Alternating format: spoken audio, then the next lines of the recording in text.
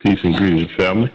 I'm Brother El Sister Sangoma. Once again, I want to welcome you to the Ringing Stone Network and welcome to Sister Resurrection with Sister Nectar Sangoma.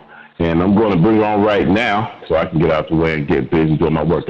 And bear with me, family and Sister Sangoma, because my computer, they haven't let me on my computer, so I'm running this stuff from like my cell phone tonight. So it may be a little slow, but we'll make it through the challenges. Peace. How are you? How are you, Sister Sangoma? I'm well, my brother, my king. You know, I'm always gravitated and elevated, you know, just to see where that was like a superb musical selection. I always appreciate the Hood Mystic when he selects superb musical selection. So I felt like that was I just am full with that, you know, and that's appropriate because it's a full moon, full moon in Taurus. So feeling really good, sitting, right on the earth in my tent, in my temple, in my sacred space. So I'm feeling like here we are. We're ready to roll. And the machines will do what they do, and we'll see what happens. That's what we say. We say the ancestors are in charge, and whatever happens with the machine. So I'm going to bring it in like this. I was led to, as we close the event that you came and visited, and we'll talk about that a little bit in the show, Falling Leaves, that my dear brother, Snow Bear Taylor, one of the founders of this now 34-year-old event of spring and fall gathering in the woods. He left us with this poem by Wendell Berry, and I knew Wendell Berry as a familiar. I knew of his work, but I didn't know he was still living. He's 84 years old, and so quite a bit ago, this prophet put these words out into the atmosphere, not even knowing we would be on this full moon in 2018. So it felt very appropriate to open the show with that were left with us at the closing circle of Falling Leaves Rendezvous. So friends, every day do something that does not compute. Love the Lord, love the world, work for nothing. Take all that you have and be poor. Love someone who does not deserve it. Denounce the government and embrace the flag. Hope to live in that free republic for which it stands. Give your approval to all that you cannot understand. Praise ignorance for what man has not encountered, he has not destroyed. Ask the questions that have no answers. Invest in the millennium. Plant sequoias. And I just looked up sequoias. I put that on my Facebook. It's the biggest daggone tree on the planet. That grows the tallest. So that's what Wendell Berry told us, to plant sequoias. Say that your main crop is the forest that you did not plant, that you will not live to harvest. Say that the leaves are harvested where they have rotted into mold, and call that prophet. Prophecy such returns. Put your faith into the 2 inches of humus that will build when the trees are even 1,000 years old. Listen to the carrion. Put your ear close and hear the faint clattering of the songs that are to come. Expect the end of the world. Laugh. Laughter is immeasurable. Be joyful, though you have considered all past. So long as women do not go cheap for power, please, women more than men.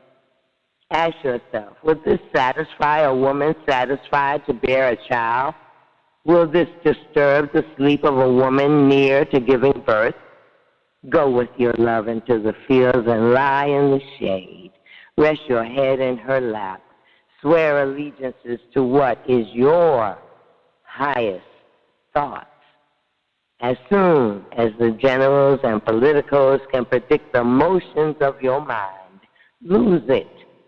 Leave it as a sign to mark the false trail. The way you did not go. Be like the fox who makes more tracks than necessary. some in the wrong direction practice. A serious laureate, I think they call him, Wendell Berry, who is still among us, 84 years young. So that's the way we wanted to open the show, brother. We just felt elevated into this beautiful elegance of Taurus full moon and thought that spoke right to it. It was shared with us on Sunday, midday, about mid-afternoon. And we thought we would share it this evening coming in. This evening, I think we're blessed. We can't really say, but by the RSVP, some sisters, some very potent sisters, friends of mine, are sitting at this table in amazing seats of wisdom, I think. I love their mirror reflection, not only to me as their friend, but to the world, to the communities that they have impacted. I think of Sister Kifu, that has done Mother's Day out, that said, well, what about the mothers in jail on Mother's Day? How do they feel? What should we be doing? The women who are on this call, my friend Ayo in Charlotte, the Queen City, who said, no.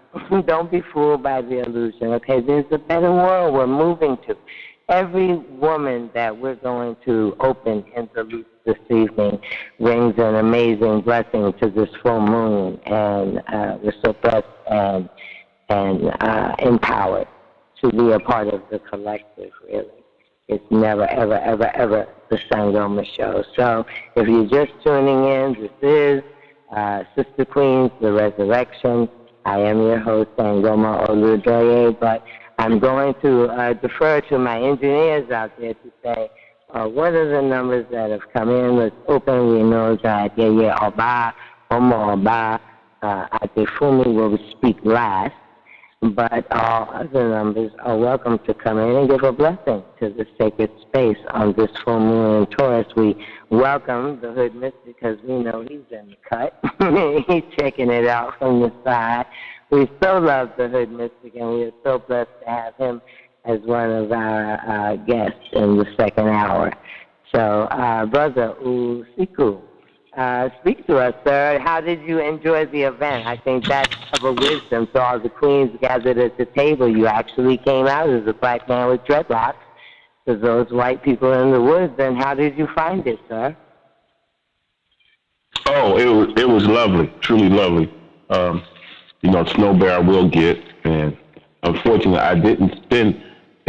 This is how it worked, though, right?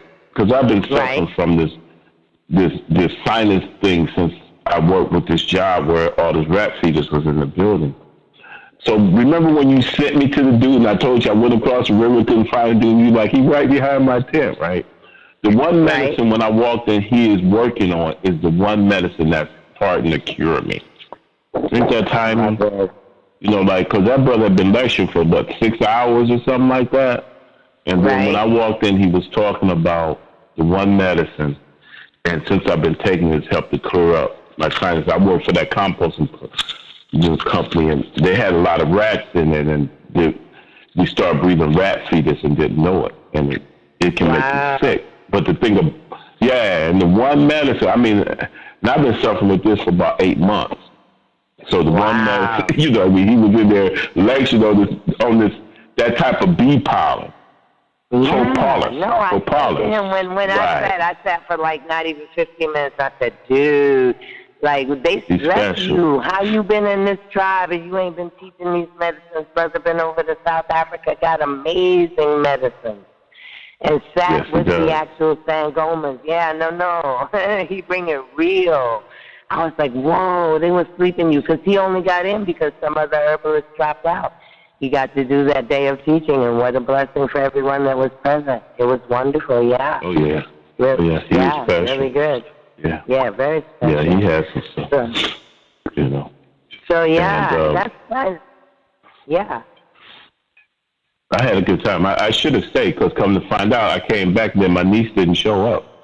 And I had packed everything to stay, and then she was like, well, she's sick, and blah, blah, blah, and then they didn't even show. They haven't even called the camp, so I'm like, thank God something. But it's all good. I got a lot out of the family, and if you get a chance, family, look for them. And I think they're in the spring in Florida, then back in the fall the teaching tools that they taught that weekend, they're life-changing. You know what I mean? They're inexpensive.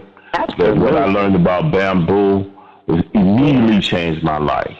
And so, you know, the things that the brother had, you know, people building tents, people teaching how to do blacksmithing. Yeah. I'll take care of you. Yeah, so it was worth it. I'm glad I went I spent that day with it. And it's good to, I think the difference between you surviving, if we have a Michael in the Carolinas, and if you have some background prior to a disaster happening, so you can immediately implement those things you learned for surviving opposed to surviving on the run. Yes. You're either in relationship with the forces of nature around you or you're not. And as soon as, that's the truth. That's the baseline. And as soon as whatever storm or whatever disaster hits, that will come front and center in your face. You either have a relationship with like damp wood and what to do, and like you'll either roll into it or you have no clue. You're just like, oh wow, this is really messed up, man. The storm. And you'll be in the midst of it and, you know, kind of waver between whether you should be in a shelter and other people feeding you and giving away your power, or whether you're empowered enough to actually live within nature, because the earth is our mother. She has always supported us. She feeds us. You know, we roll on the earth in this lifetime. So, yeah, it's good to have that relationship. I'm glad you came. You know, I'm glad you came because I felt like you could soak it up on levels that the average person would not. Oh, yeah, I got it in. Even, you know, after falling asleep on when I did, you know, on the earth, I needed to, actually, I'm back reconnecting with earth because I did, and that's something I hadn't did in years anyway. So it was powerful, but, you know, today I drove by a bamboo field and I'm eyeing it like it's a naked woman, you know what I mean? Because it's like, I know how to make a pot. You see what I mean? And that's the life changing in a few hours. You didn't get to do that class though, right? Because they went out to a bamboo garden like that just off the side of the road. That was like a whole class of like how to even approach that. And what is the ecosystem you're going into? Where are the shoots? Where this? Where's that? How do you use this? How do you use that? How do you harvest this? How do you harvest that? Like, that's a whole class. How to be in right relationship with the earth. You see, I was just speaking it a minute ago to my brother. I said, that's where we're at. That's why this poem so hits me, because it calls man on man's arrogance and says, you know, either you is or you ain't, as the old people would say. Either you is or you ain't. You know, and how is that path of truth that we're walking? And that's what it comes down to. When our shelter, clothing, and basic needs are removed, then we will come to whatever has been our relationship with the forces of nature, which, I don't know, maybe we think it's all up to the weatherman. I don't know. I don't know. But Well, they should go ask. You know, it's about being able to do some live interviews with people that are in suffering now with not knowing, you know, is their electric on, or, you know, if they have a home, you know, picking up, trying to find the picture left from everything they accumulate their whole lives. And then you'll start to see that if you become conscious and you're hearing the shift, then what we did last weekend should be incorporated into your life. Because you can't hear the shift, and then, you know what I mean? It was like a friend. We went out to eat Saturday, and then we came back, and then she hit me Sunday and said, my stomach messed up from where we eat. And I'm like, well, you need to, you know, maybe get your stomach used to eating a little bit of everything. You know what I mean? You know, like that. And I wasn't being insensitive, but I'm just trying to say, if you talking about April, May, that major disaster coming, and then you can't eat anything, you know, then you're going to handicap yourself. You know what I mean? Because what happens when you can't eat anything? You're going to stay sick. So start incorporating some things back into your diet, you know, unless you just, you know what I mean? Because you may not could stay a straight vegan. You know, we were joking in front of the restaurant in the lobby, and it was like, well, will you eat a rat? And I'm like, if we get hard enough, I'd rather eat a rat than a snake. And everybody in there started laughing. You know, about 20 people. No, snake is much better. I've had snake. Oh, word. I'm just saying. I've had all different kinds of rattlesnake. Rattlesnake is much better meat. Now I can't compare it to a rat, really, because I've not eaten rat. But I would just say I was so in love with snakes that would be one of my top choices. Okay. See, and I find them to be bony, and I don't. It's like eating buffalo fish. There's so many bones. We had some mighty thick and fat rattlesnakes that gave themselves up at Women's Wilderness up at Sandy Boone, and one that we harvested out there in Oyatunji. So I don't know, but I have snake medicine. I carry snake medicine, so I guess that's how they came to me, nice and fat.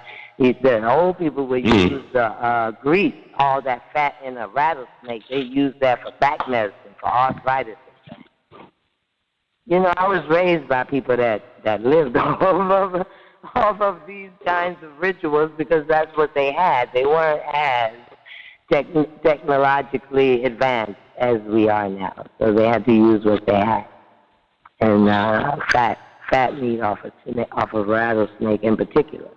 And you soak the rattle, all kinds of things that come from root people. But anyway, we have a whole show out here that we hope that we are going to get to. We are fortunate to have the YeYe Oba, and she's got a personal relationship with me way back. A young person that her mother is my first teacher, my first leader back onto the path of my own culture and my own destiny. So how amazing is that? And that our mothers, her mother and my mother, who's in heaven, were only days apart in their birth and became best friends, and the rest is history. So we have her to speak to us about some of the concerns from, African women, however you consider yourself, African American or African woman here in America, or however you consider yourself trying to hold down or build or construct your throne or reconstruct your throne of the ancient ancestors that we're about to move into the heavy worship of. I don't know about anybody else, but I feel, really up in here. You know what I'm saying? It's like those hurricanes came through, and now we're in the aftermath, and that aftermath, I don't know. I can't wait to talk to the hood moving us from Libra into Scorpio, into that under the veils and under the secrets and all the things that have to be exposed, so that we are halfway right, just going into the cave of the bear for winter to contemplate some things and weigh out some things in our own medicine and what makes us strong for rebirth in the spring. All that has to be taken, and from what I could see anyway of the sister queens that RSVP, women are here that could speak to that, and I'm very, very, very honored, very humbled to be in the presence of my council of sisters. So what do we have, Barbara? Are people there? You have some phone numbers up. We're certainly opening the lines, and those who wish to speak, maybe you didn't know to press 1. That'll put you in the loop. And we ask, if you're not speaking, that you keep your phone mute, because we have supposedly a few people coming on. Okay, only one I have now, I think, is the 336, and that looks like that possibly is Nata Joy Mayat. That may be her. I can open it. I got a 504 number. Someone press 1. I got Miss Gonzalez too, so I'll open her up.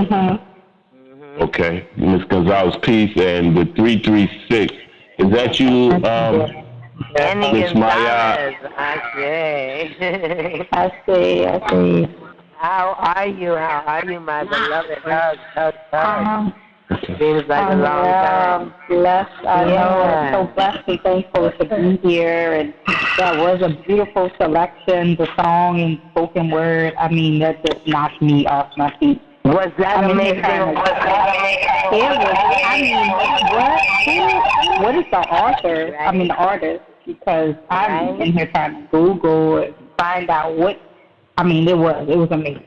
Wendell Berry, I'm trying to tell you, it was like I wanted to give it the way that I received it, but it almost wasn't possible that on a Sunday morning we rise in a camp where the dew is wet on the field and the sun comes up, and everywhere you look there's a smile and people who say good morning and love you, very unlike this world we live in out here. And so we come to the morning circle where our Father Flaubert, who is the founder of that event, will give us a few wise words. And girl, he came with this poem right here. And the further he got into the poem, I was like, what? Wait, hold up, what? Wait. And so I had to go copy it down like as soon as he finished saying it because it just was amazing to me, the visionary power of poets.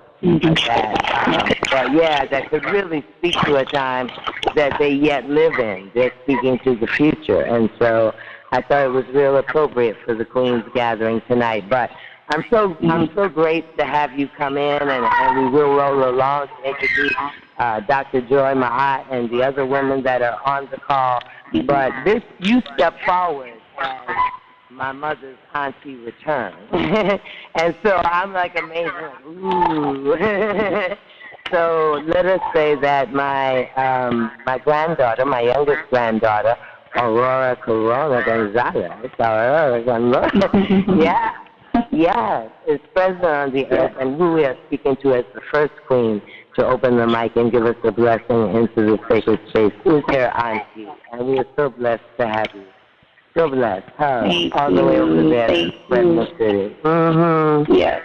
So is there anything else you want to say? Because it's going to go round. It's going to get crowded in the room. And if there's anything you want to share with us going in, please feel free to do that. No, I mean, I really want to, allow time for all the other women, but I just want to say thank you, for the invitation and just blessings to everyone. Much love, much love. So, Dr. Joy Mahat, are you with us? I think that.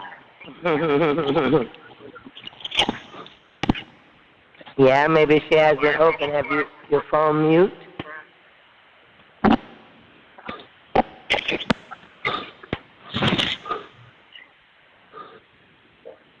Okay, if not. Well, it may not be her because it's not the same phone number that they said they dialed in, but I got a 740-438 press 1, so we'll open them up also. Please open them up. Mm-hmm. 740, welcome to the Ringing Stone Network. You on with Mr. Sangoma. Alafia. Hi, it's Kimberly. I was just saying hi, and I'm soaking in the tub, so I'm going to put on mute and listen. Sweet. Nice of you to hold that water space for us, sister, up there in Ohio. I know that's vibrating all the way over there in that area of the Hood Mystic, and surely he'll be chiming in at some point this evening. Thank you for joining. Thank you for holding the space with us. We have candles lit here in the tent where we are, down in the backyard in Seneca, South Carolina, not far from where we were. And welcome to the space. And if at any time you feel like you want to chime in, one is in the loop, I'm told, where they can open you up to speak. Thank you. I have candles lit as well, and I have Aunt in the bath with me with salt as well. Building that community. Oh, is this my Kim? Hey, my Kim. Yeah, that's how are you? Kim. Hi, you, Kim. Oh, that's my Kim. Sending you some lightning. How you doing? Peace. How are you? Let's see. Let me try.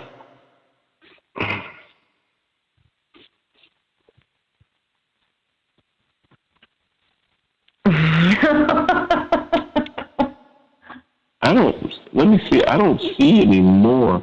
I'm going to try this. Really 336 again. 336. Alafia. 336. Alafia. 336, are you there? Alafia. Peace, greetings. This is Nadira.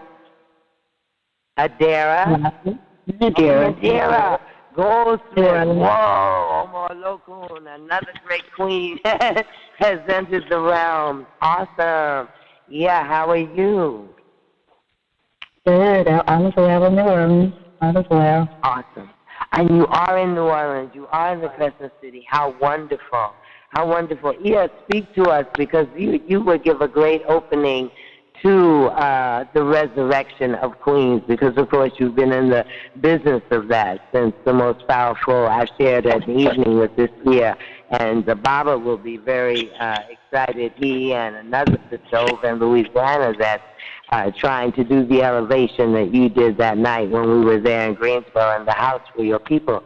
You actually gave the dinner party and sat around and told us about Goldsmith, and it was so powerful. So powerful. So I wanted you to share some of your goals and things you might have coming up in the New Orleans area. My work, my ministry is in Temple, and I'm a visionary. I've always enjoyed inspiring women. From a young age, from the time I was a teenager. My passion was to lift other young girls up on my block.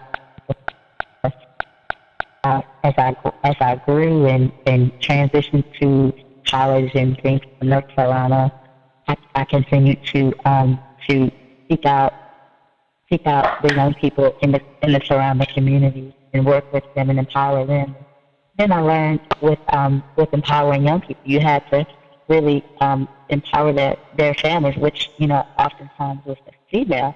So as I grew, and then ultimately became a mother, I focused on just empowering women.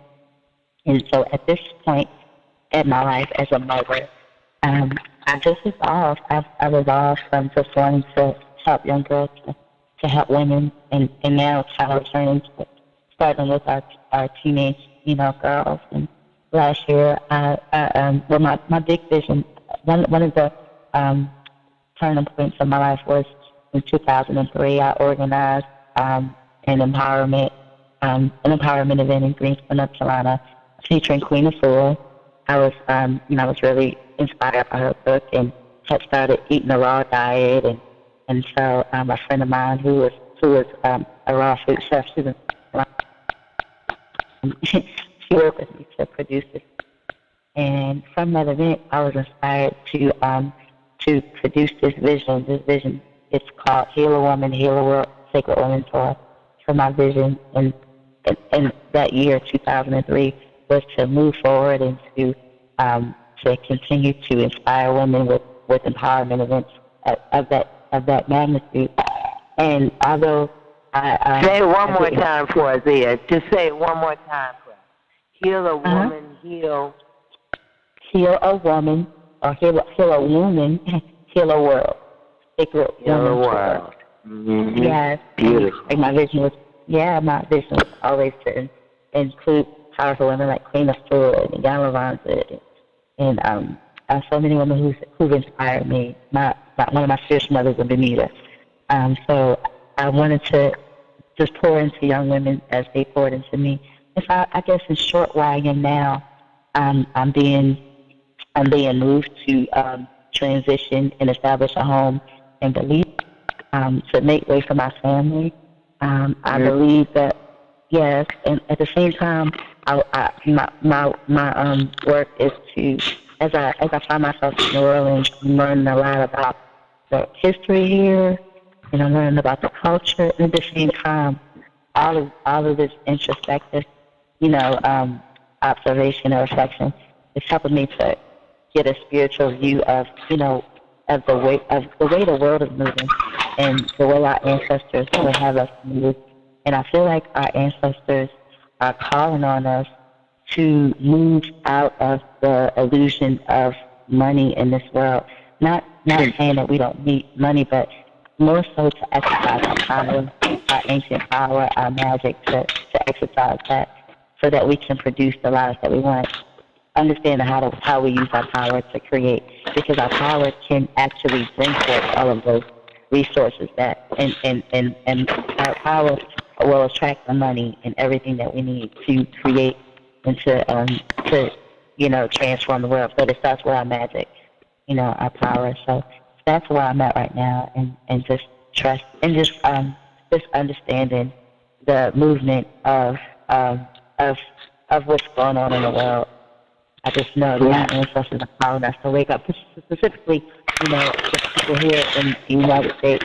When we look at how God and how our ancestors move things in our lives, and we see how things manifest in our lives, and and how things happen for a reason. We can even look at that with our enslaved ancestors, with that plan. What was the plan? What was the plan? How does that plan, or how does that experience relate to the plan now? These people who were, taken from the center of, the planet and then brought to a region. What are these people being called to do now? Right. So. What must we remember in order to be whole? What must we remember in order to be whole?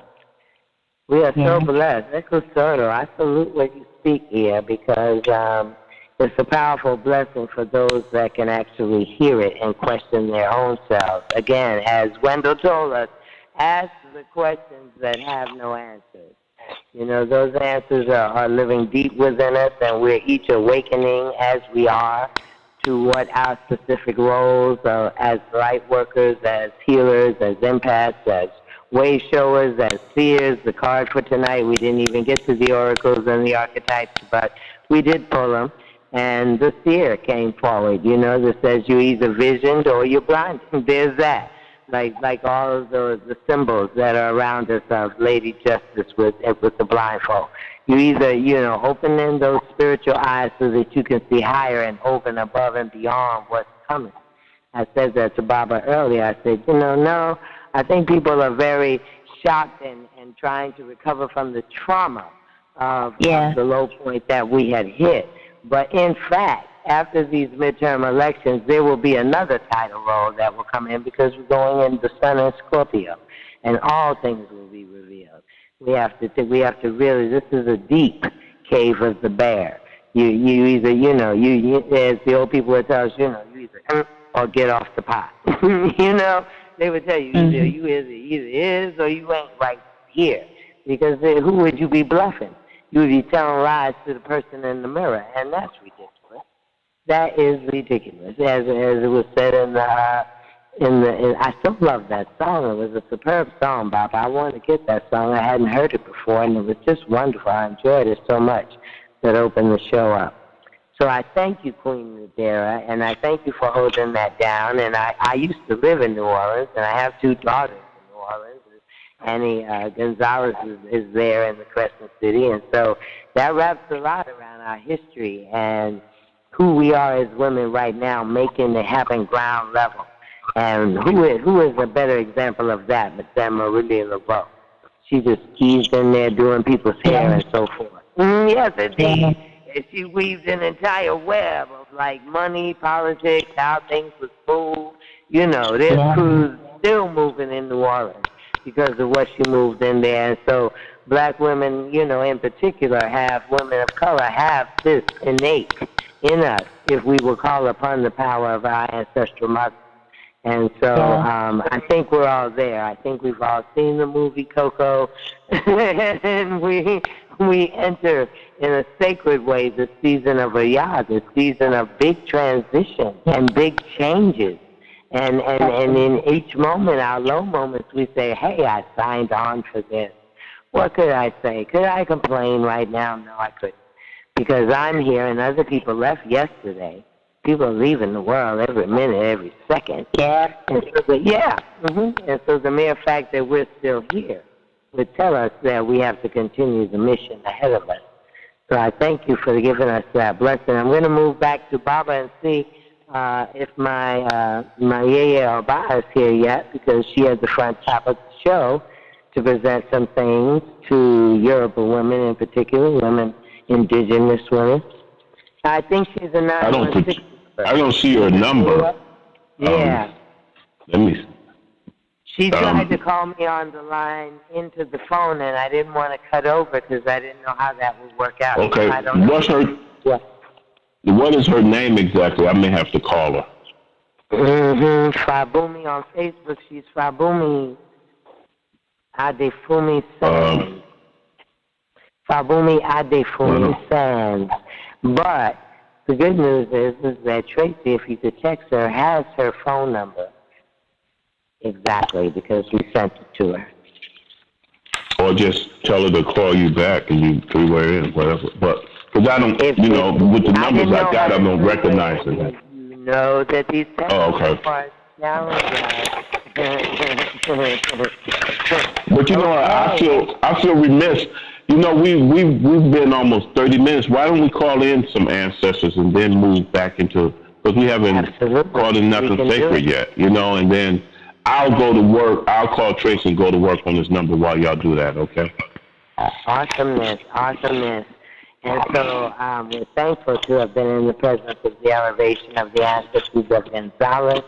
And we are thankful also to be in the presence of all ancestors, those that have come in through the computer and by Skype. And so we give praise to Olodumare Ajuba, the first force, the sun force, Olorun, the first force, around which all of this is revolving.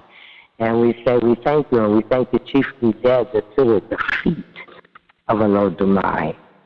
And we come into the humbleness and the humility of the agreements, whatever they are. We're here to honor them. Each and every one that is listening and or will speak is a child of the ancestors that had agreements for this particular time on this particular full moon, October 24th, 2018. And we're thankful about that. We're gratitude in our heart overflowing to one another to build that amazing grid of light and love in each of our communities. That was my hope. That was all I had when I visioned this time forward, because there's so many things swirling so fast with all of the storms and the movement of the mother of storms through our reality. And I said, well, if all of the hearts of these women who I know personally on one level or another can come into agreement. I was told that as a little child, where two or more are, their God is also, and there's agreement. And I just felt like at this particular time, as we gather ourselves to go into the winter in America, that we would call all of the ancestors into the season of our souls as the veils are finished, and that our third eye is completely open, our dupwe, or Juneta, our third eye, that will see all of it, the shadows, the light, the dark, and all in between, because we are mothers and we are women that are gravitating peace. We're on the path of the peacemakers and the bridge builders with some formidable opposition. That's what we have to say is our report. Yes, there's some formidable opposition out there. And so we ask upon, of course, the mothers and fathers whose blood runs hot in our veins to continue to be our light, guide our feet accordingly, keep us woke and looking all around, be in front and in back of us. And as my Aunt Sadie would say, to close it out, may the angels of the Lord go before us, our success is assured. How wonderful I think that is. Maybe each queen that comes in this evening will speak to like that, like something the old aunties gave them or grandmother gave them. I know that for me really carries me far when I begin to pray that. My grand auntie, the medicine woman, she moved with such assurance because she would break it down. She would say, no, what are you talking about in the Bible when they talk about God sending out a host of angels? What do you think? Those are strangers? No, those aren't strangers. Those are people all related to you. Your family goes out before you because they don't no longer have a rent man or a car note or nothing like that. All they have is you. So they go out like your lead scout goes out before the chief moving the village. And once I understood that as a young child, I had a great amount of security moving in this world of so many changes. So I do pray for that. Our number, again, I guess people have it, but if not, and you want to text it on to others to join the call, that would be great. It's 323-870-3401. And again, those that might be listening that would like to come in and give a blessing to the sacred space and the circle, we certainly certainly open the doors to receive it. Just one, and that puts you in a loop where Baba will know that you choose to speak. But, I said I hate, I'm not hate, that's a strong word, but I'm not that in love with the sound of my voice. But, again, just moving back to the power. I have her. You have her? I have her, and she has power problems, so we better get her. I have her.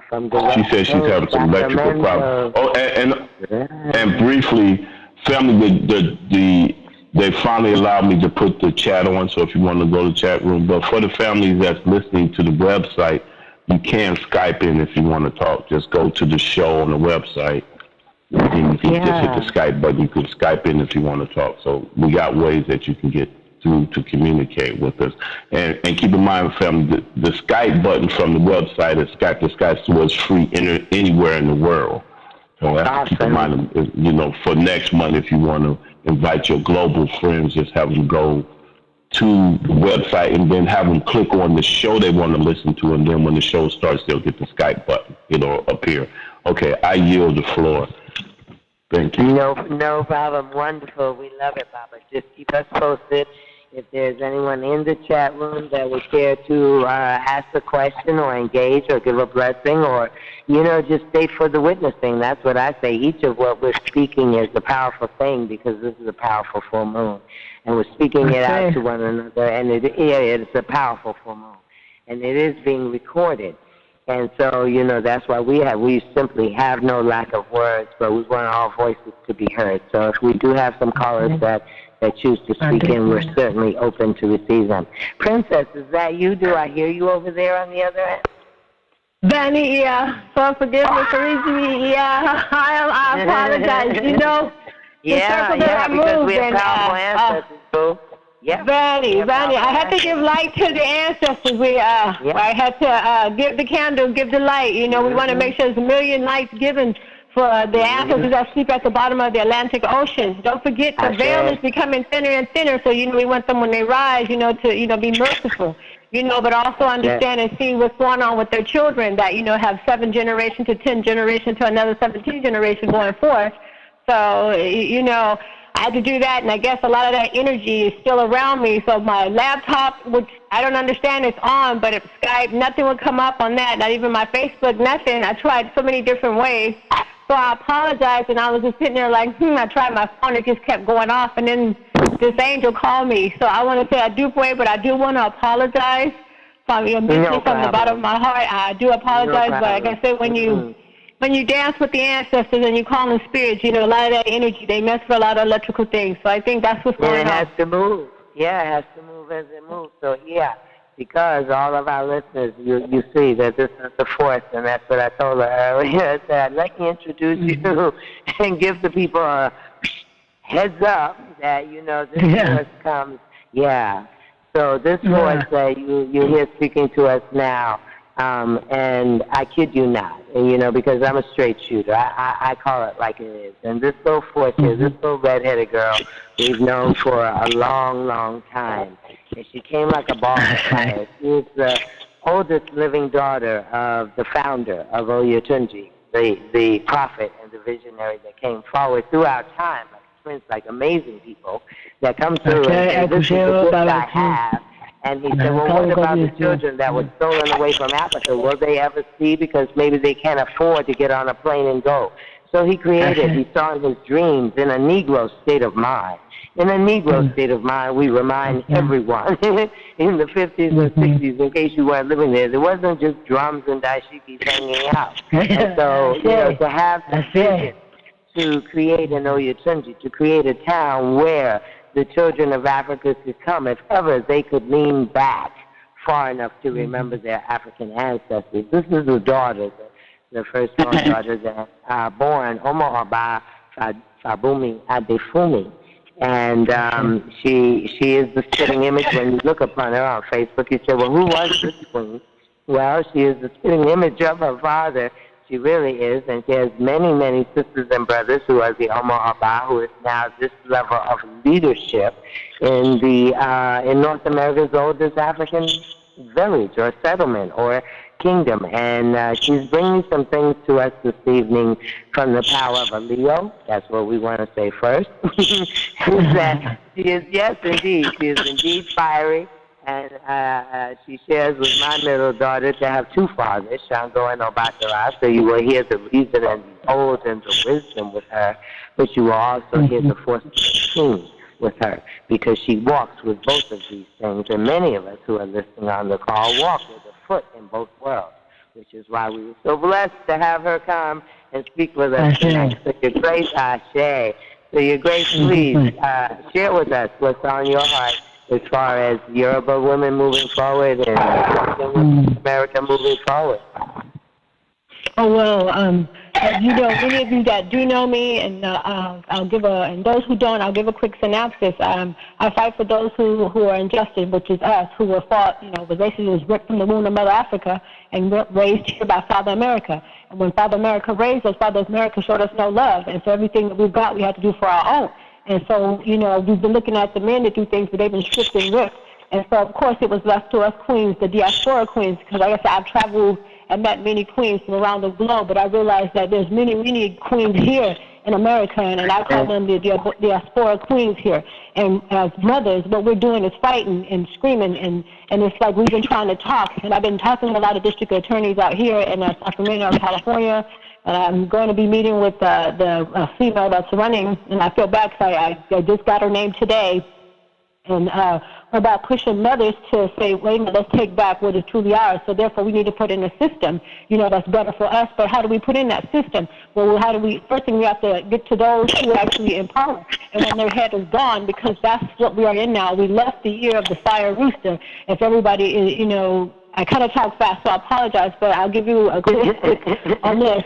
When it comes to the fire rooster, we gave them the warning. Leo, Mufasa. Yeah, so the fire rooster, when it crowed loud, and when it cocked really horribly loud with no respect. And so that's why you look at, you know, I'll give you an example, that would be like President, you know, that sits in the seat right now. I can't say his name. And then so you have the year of the dog. The year of the dog is where the woman is now. So the woman is the one who actually controls the big dog that walks. And so unfortunately, that if you turn around and you look at what's happening in the universe now, we have been in a man dominancy for millennia time. So now we have walked into the woman. And at this time that we have walked into the woman light, and in the way the earth is shift, now it's time for the mothers of the earth was to come out and start saying, hey, X, Y, and Z is wrong, and we're no longer going to be barking. You know, we're not like the rooster. When I bite you, you're going to understand why I bit you. And so the reason why I'm biting you is like because our minds are all fickled and screwed up because of all what's going on. And like I said, it's the religious perspective of what's basically I see from where I sit is what's messing up our African children's mind. And when you sit with your ancestors and you sit there and you listen and say, well, wait a minute, why were we moved in the first place? Let's go back to the beginning. And I have went back to the beginning. When I went back to the beginning and talked to the original fathers of the crowds that actually sold our people into bondage for, you know, nothing like, say, for an ear of corn or something that was so exotic from a different land that didn't realize what he already had in his own land was better than what was from across the world. But having to say that, when you look at when I talk to a lot of the police here, they're trying to implement courses now into to police systems and things like that, so you won't be so quick to shoot and kill our children. So that's how we start there first. Don't, when you see me, don't because you done so many, you know, centuries upon centuries of atrocity and oppression against my people, that now you fear me for all the dirt that you done, and I'm going to retaliate because you know that day is coming. Your comeuppance is coming, and has your just desserts got there yet? And that's why you're attacking me and killing me, still swinging me from trees. And I actually went across the water to ask fathers across the water to come here to help us, like give us back our language, give us things that will even, you know, give us more strength and more empowerment to realize we are not empty vessels, because that's where we're at right now. We are empty vessels that have been filling up.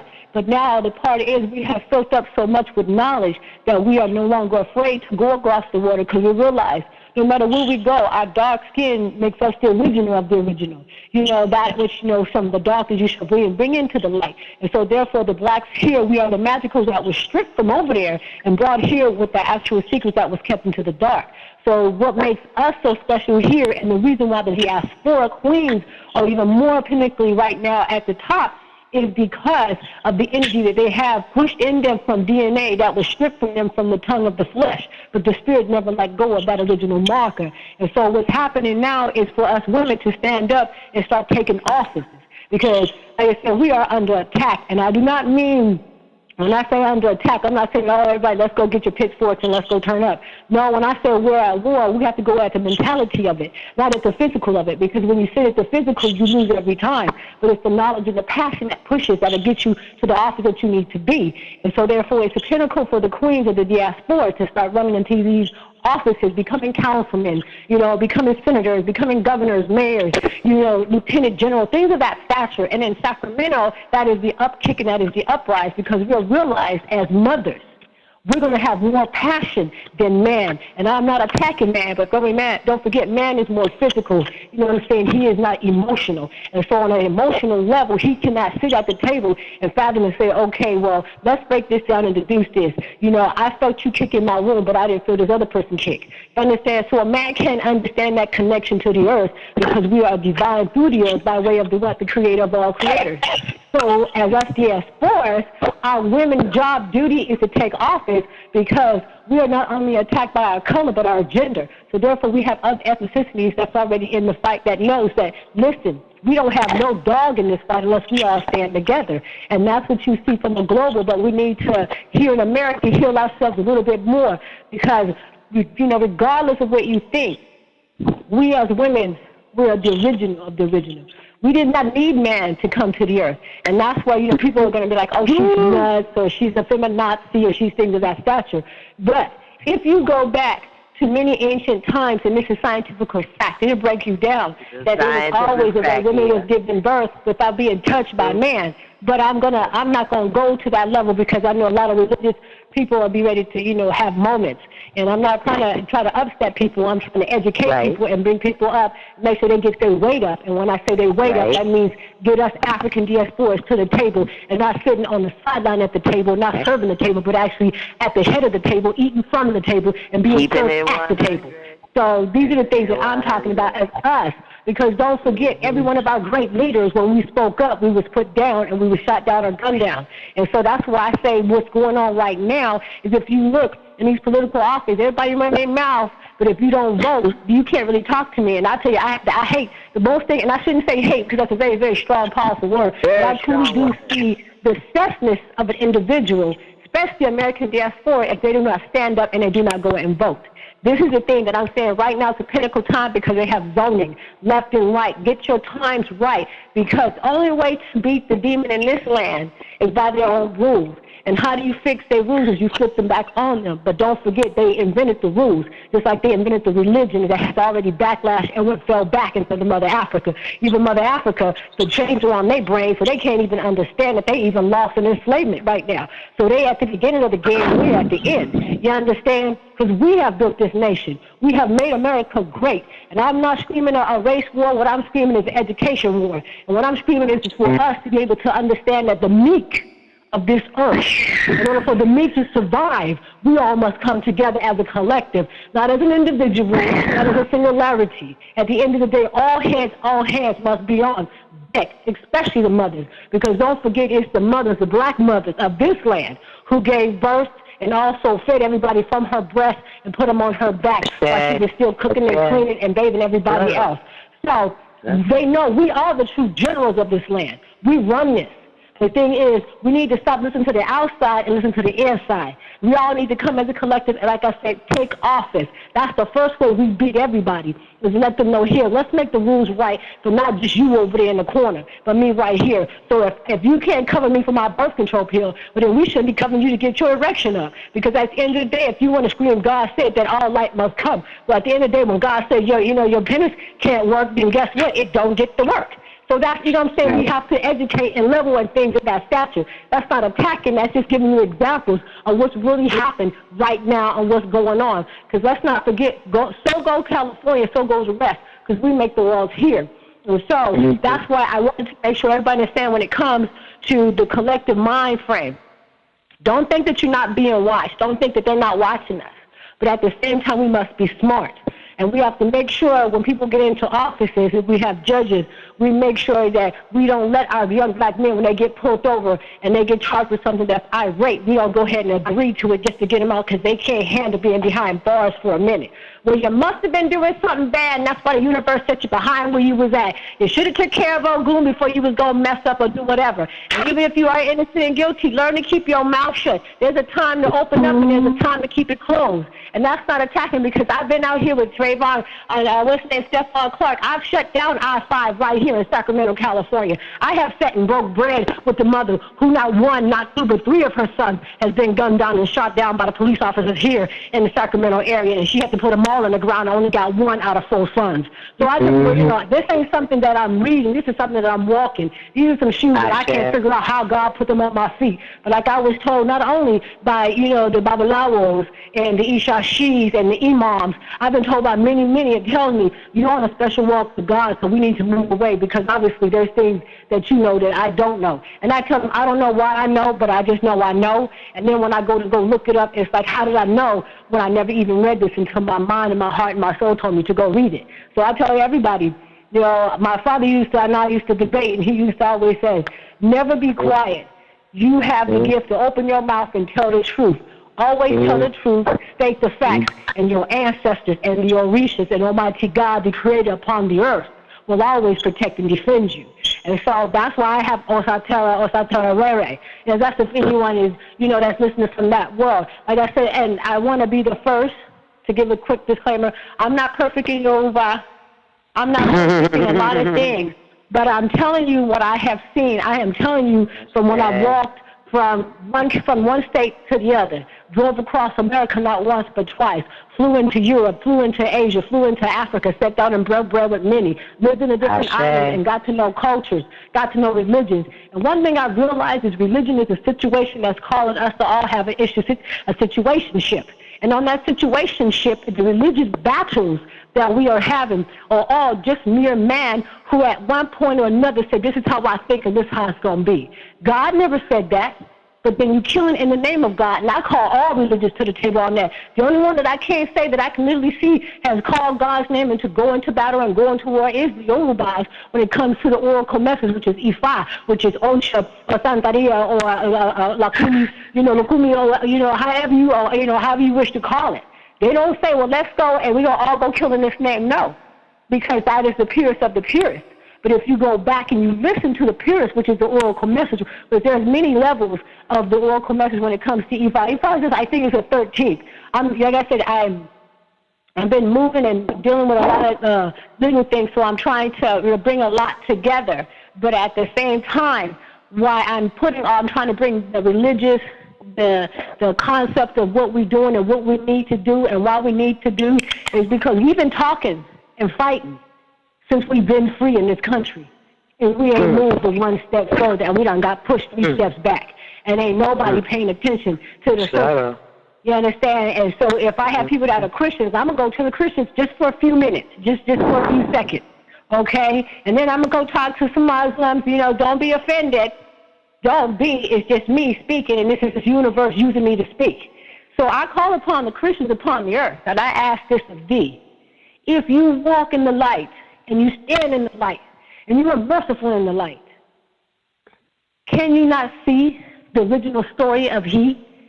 Do you not understand what the message is when they say he has arisen? My question would be to you, what is the question to that?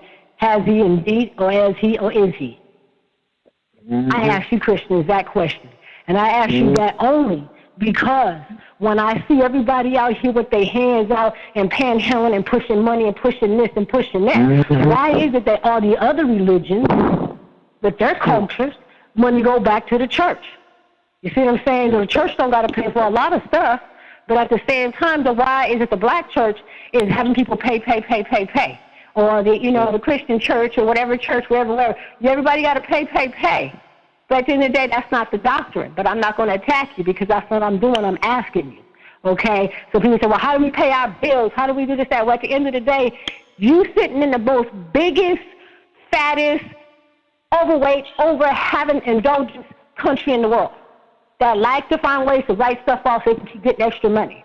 So therefore, no, you don't supposed to ask your people, but your government's supposed to pay for that if you smart like that. But like I said, if that was God's house, you would have never had money in his house, and you would have seen that God would have found a way. But you know what I'm saying? I'm not judging. I'm just pointing out. I'm just saying. I'm just asking. And at the end of the day, if you're a true Christian, another question that I ask of thee is this. If you're in the blood and you worship in the blood, you know Yeshua was the Son of God. If he was the Son of God, because like I call him the Son of God and I get persecuted, but I'm the daughter of God. So if I'm the daughter of God and you're the child of God, are we all not the same? They just deified the flesh and the Europeans used you and got you. Why can't you admit that? If they used somebody that actually did the work, that we actually was an Orisha that turned to them and they flipped that Orisha and made him blonde hair and blue-eyed and called, basically took a picture from the Borgia line and said, this is who he is. But why can't you not go back and see that Orisha is who you really is, not your ancestors? Because once you walk the earth, your flesh laid down your spirit of sin. So therefore, you're another link in the line that come from time. But now I'm going to go to you Muslims. Let me ask you this question. For you Islamic Muslims, you know like I know.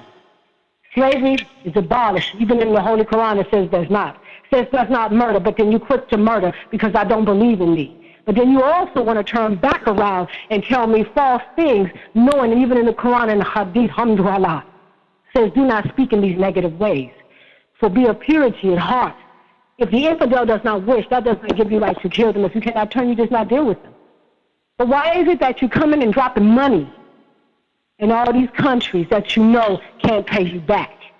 Because let me ask you this, because you know like I know, when the city of Babylon fell, why did it fall? The two cousins could not get along. They was doing wrong. So if you come back over into Africa, which is your original father, where the birth of our religion actually came from, and it was not Judaism, because let's not forget Christianity and Islam fall from Judaism. Judaism come from the Hebrew people, but the Hebrew people are actually Lakuma people. We can go on and go on and go on and go on if you like, but that's not what I'm here, but I'm asking the Muslims. How is it that you can go out and you can see that you see people who are working for less than nothing and being persecuted in your land that you're supposed to say is for free for all, and you don't say nothing? You got Africans right now, you got blacks right now in your country being held hostage, and you know that they don't belong. You know that they don't get paid. But at the end of the day, you turn your neck because, that's their slave, and I ain't got nothing to do. But how can you call yourself a true Muslim when you see this going on? That's just the question I ask. But then here's something else. When your word say Bahajit, meaning to protect and defend the woman, because let's not forget it was a woman that gave you your book. And the woman who wrote the book for Muhammad, and I'm not being disrespected. I'm not. But don't forget, he could not write. He was illiterate, but she was not. This is not attacking. This is just educating. So don't take offense because I know you're very sensitive. But at the end of the day, if she wrote the book to say defend and protect, didn't that mean you don't keep her uneducated? That didn't mean that you keep her behind you. That kept you supposed to keep the woman next to you because she is your lioness. And if you are her shield and she is your head, at the end of the day, why would you cover your head and disrespect your head and tell your head, go sit down, go do this and don't do that? You understand? You don't supposed to own nobody.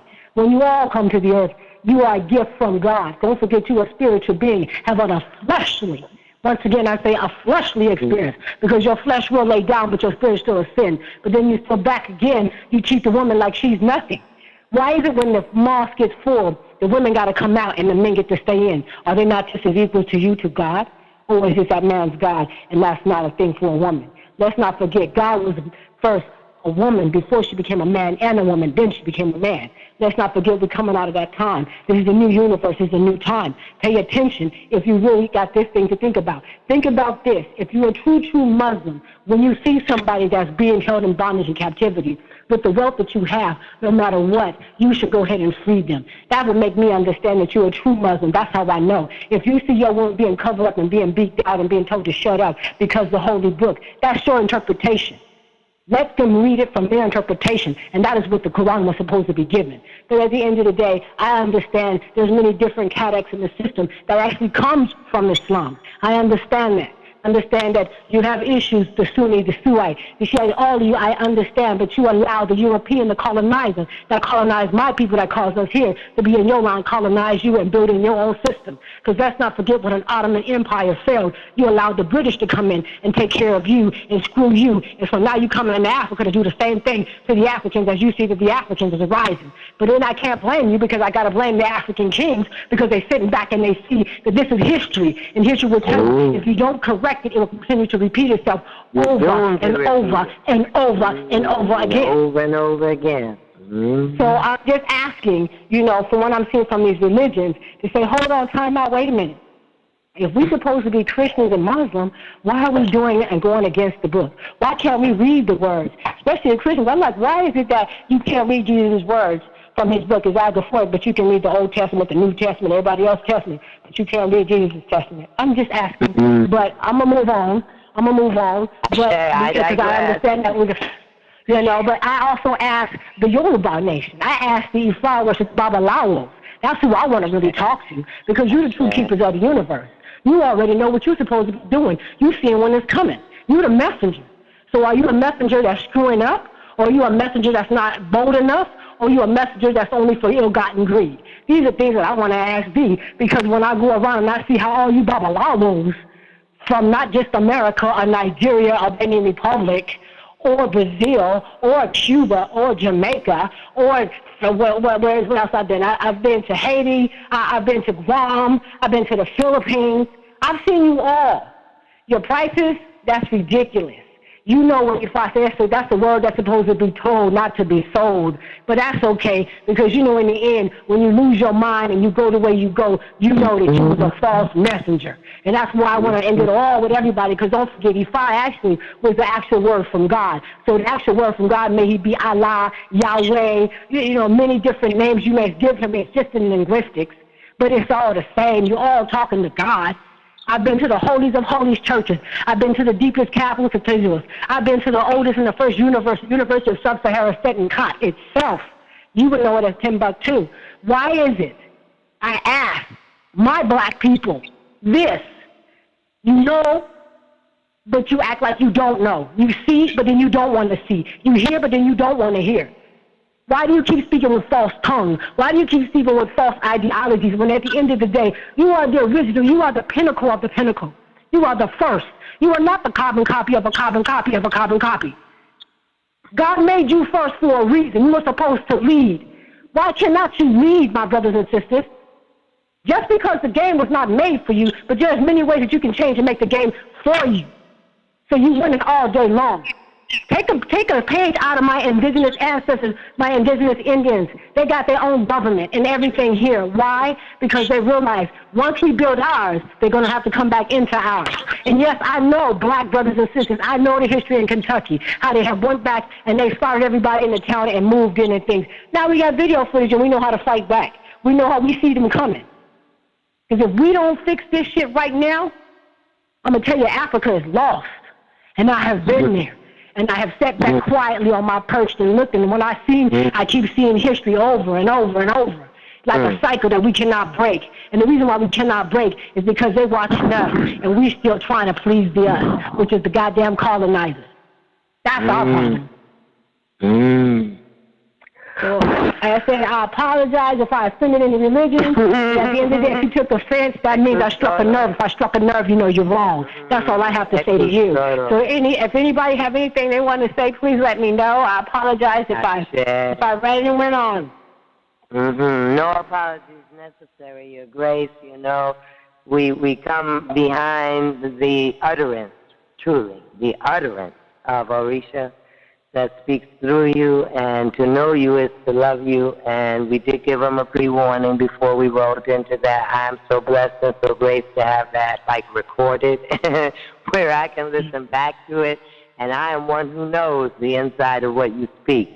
Many, many, many who heard what was spoken here tonight don't really know, but I encourage you. I know that the Hood Mystic will put it up for all of us, and I encourage you to really listen back, because the historical overview that YeYe Oba has orated. She comes from an amazing orator. The whole time you were speaking, Your Grace, I couldn't help but myself, as a young person, being in the courtyard when your father's mouth would open and these utterances would come out. And sooner or later, all of those thoughts would drop into your being, and you would go, yeah, why is that? Yeah, why is that? Why, what are the lies that we have really been told, and how do we peel back the layers of the truth? And so for those that are still, sucking from the titty on the low milk, then they'll get it when they do. And those that want to chew down on the stake, on the meat of the issue, they heard it. They heard it live and in living color here. And on SiSTARQUEEN's resurrection, that was amazing. And yeah, it just was. It was historic, and I'm not blowing up your head. I'm just saying it's enough behind that poem that says, here are the facts, and that's all that matters. It gets really simple. Where are you having that conversation inside yourself that you can look away, or you cannot speak, or you can actually just drift along? Where is that conversation? Because now winter is coming. Game of Thrones on.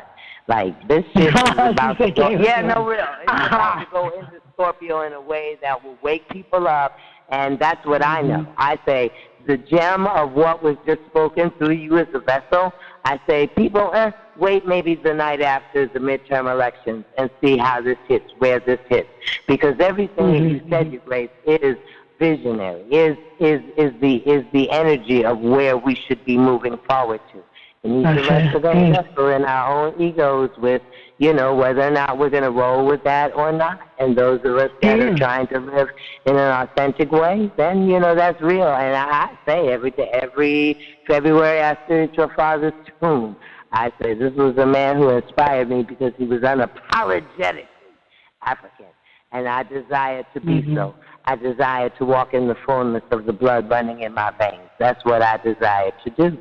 And it's an interesting dance here in the Matrix in corporate America, and Cardi B. It is. Yeah, Cardi B and Nicki Minaj, and it's interesting. Yeah, but that is not an interpretation of us, and that is just a poor, basic interpretation of what the Europeans actually want us to look like. When I say Europeans, and I'm not just saying just the Caucasian parts of it, it's just also there's many Arabs that are falling into that line, the Asian line fall in that line. That's why I'm looking at Nigeria, and I'm looking at certain parts of Africa like Ethiopia and Eritrea. You're basically doing a contract with the Chinese knowing you're never going to pay the money back. But at the end of the day, they come to collect. They're going to collect not just people, they're going to collect the land itself. What you doing? Yeah. So it's like it's like as an African nation, I'm like, we are confused and we are lost. That's why I'm looking at like, I pray to God that everybody read the fine print around the globe when y'all allowing the Chinese, no offense to them, they're money makers, they're a businessman, but at the end of the day, why would you sell your mother's land that was given to you? That's not even yours to sell. Don't forget Mother Earth. God made. Fine print. So the earth you don't own. So why are you selling that? And at the end of the day, what do you think you're getting out of the deal? So you got to look at that. That's why I say in these elections, I've been going to a lot of political, quiet, kept, meetings and stuff like that. You can't, you just got to sit back, you got to listen and stuff and be educated. And, taking these like workshops and reading them and things. And I'm looking and I'm like, look at the statistics. They slowly finding all type of ways to close it so the American African cannot vote, for the Asian, for the Latinos cannot vote, so the brown and the black sisters and brothers are weak. The Native Americans, they wiped out 70,000 Native Americans up there just to keep Heidi Kemp from coming back in office. Can you imagine? I can't imagine. That's what I'm saying. I can't imagine. I already know what it's capable about. You have a man that committed treason in front of the world, and at the end of the day came back, and not one of his party has the balls to stand up and say, hey. So at the end of the day, the government is not working for us. We have to work. Don't forget, we are the people, by the people, for the people. And these people ain't for us people. So these people got to go. So we got to vote them out. We got to stand up. And like I tell everybody, there's no three that ain't going to make it. I'm going to tell you that out the gate. I see a lot of people falling. I see a lot of false kings, false queens, false presidents, false emperors, all type of shit. Kim Jong, all of these cats. Like I said, you got Mr. Wannabe. It's like, how can you have a president that says he basically wants to be a king? You cannot have a president to say he's a king and then your queen don't sleep in the White House. Your queen sleeps in a total different state. That does not happen. You are an American. American husband and wife sleep in the same room, in the same bed, in the same house. At the end of the day, your government, you took an oath for your nation. But but like I said, the nation that this government has they're called green, and we ain't got that. We, the 99% of them, ain't got nothing, and they rolling us like we're nothing. And us blacks, at the end of the day, I tell people, hey, if you got one drop of black blood, you one of us. Look at me. When people see me, first thing they think, that's a European, that's a white girl walking up on me. And then after I talk to them and they look at me closely, they say, oh, I'm like, They'll never make that it happens like again. that. Exactly. Yeah. They'll never make that mistake again. Pretty on the outside package. But we're going to open it up, Your Grace, because my goodness, we're going to open it up and see, because that was a lot to lay on the table, and listening bowls were in. I'm so sure that those in the chat room or wherever they are may or may not want to enter here and give us their thoughts. Baba, do we have anyone out there pressing the one to come into the loop of this conversation? Yeah, I do, but before the sister go, I would like for the sister to give me an invocation. You know what I mean? We give an invocation with a moon blaster before you shut down. You know what I'm saying? If you don't mind. Absolutely. Would you like to do it, Your Grace? Or?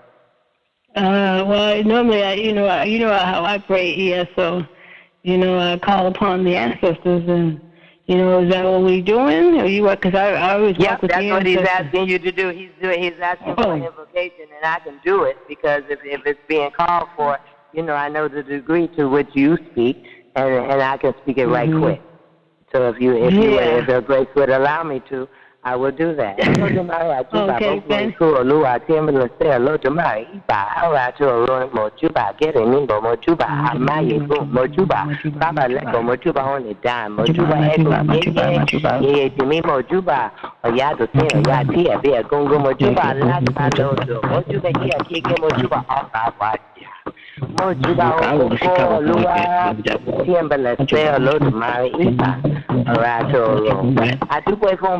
Yana babana ni bi jowo toju wa fun gbogbo ìdílé ni bi adúpẹ́ yóò fún ọkùnrin obìnrin jọ̀wọ́ toju wa fún gbogbo ire fún ọmọdé ọmọ Odùduwà jọ̀wọ́ toju wa we pray. That's what toju wa means. Toju wa we pray. So we pray to all of the national ancestors, getting Nimbo, the one who enters the gate between this world and the next, where we are moving now. We entered into the national ancestors that are called and by which we are initiated in Oyotunji. That would be Baba Leko, the father of all teachers on the planet, particularly those of Imhotep and all of the ancient alchemists of Africa. And so we call them Amayegun, the red monkey that sits on top of Egungun. You don't know? Check it out. Google it. Go to the parades of the ancestors. You will see the skull of a monkey sitting on top of the Egungun, Amayegun. And we called in Adagba, the executioner, the one who will come and bring the whip of the law, the justice, and say, nope, that's enough. We called in Egun YeYe, who runs to the feet of the heavens to plead the cases of women who are abused, women and children who are abused in this world by men and by the oppressor.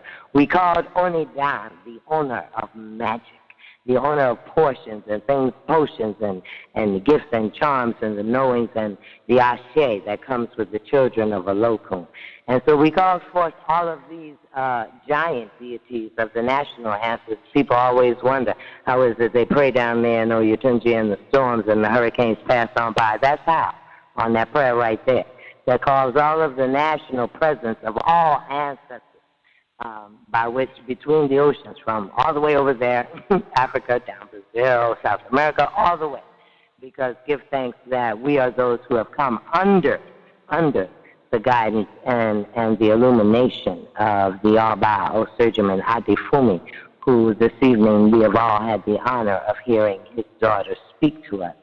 And I just count it such a blessing. I count it such a blessing that however this particular communication is being used, your brother, His Majesty Oba Adefunmi, opened up the resurrection literally. He was on our first show, and that another Omo Oba visionary of the 50s and 60s, whose spirit we need now. We are in his season.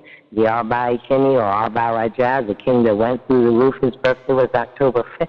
He's a Libra. He has moved us through the season to say, keep hold of your vision. Look ahead of yourself. Don't get muddled down in this thing. Don't play with them people down there in the gutter with the sailboats. Please, come up hither. Come up to your highest self. And for that, we are ever grateful. And we do call and welcome Aikabo, all spirits of mothers and fathers, to all of those whose lines are represented in this phone call, and even those that will hear, that will hear about it and tune in at some point in the future to say, I missed it. Let me go back and hear what they were talking about. So we're going to make that transition. If we don't have any questions directly for Her Grace, we're going to make that transition into the Hood Mystic, because that's the wonderfulness of this. We have watched this young man just amazingly be used by the ancestors. We continue to be blessed again by the oracle that speaks through him daily on the daily energy updates. We've tried to post a few on Facebook. Baba, do we have the Hood Mystic in the house yet? Yeah, we do. We got a 901, 801. She's been waiting. I think it's that time. We're moving in on the last segment. Spiritual, something 901, 801, and then we'll hear Hood Mystic. And Hood Mystic, I'm opening your mic. Hopefully you're muted. She's here. 901, 801. Y'all call on me, I'll be available, but I'll put it on mute so y'all ready.